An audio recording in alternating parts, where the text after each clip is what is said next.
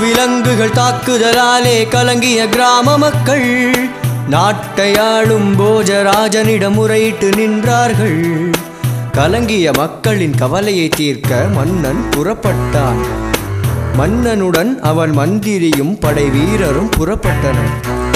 வேட்டை முரசும் வெட்டு முழக்கம் காடே குலுங்கியது. மன்னவன் எய்த அம்புகள் பட்டு விலங்குகள் மடிந்தனவே.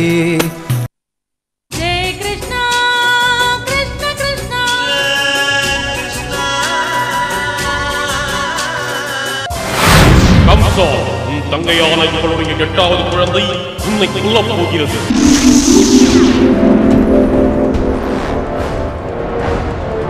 கம்சா, மதியற்றவனே, உன்னை கொல்லப் போகும் எதிரி பிறந்தாகிவிட்டது.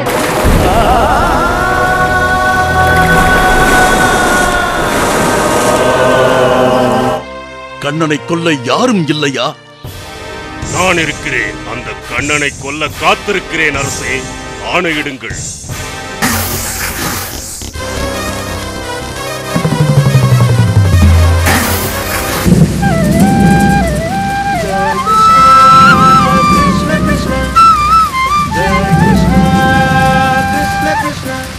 நாம் தான் மாயம் புரிவதில் வல்லவர்கள் என்றால் நம்மை விட அந்த கண்ணன் மாயக்கண்ணனாக இருக்கிறானே. கேசி, உன்னிடமிருந்து அவனை கொன்ற செய்திதான் வர வேண்டும்.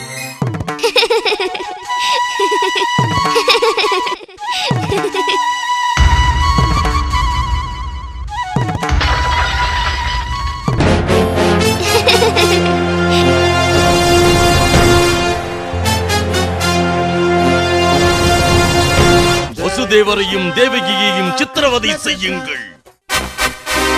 என் வம்சத்தையே அழித்த இவர்களை இழுத்துச் சென்று சித்திரவதை செய்து கொல்லுங்கள்.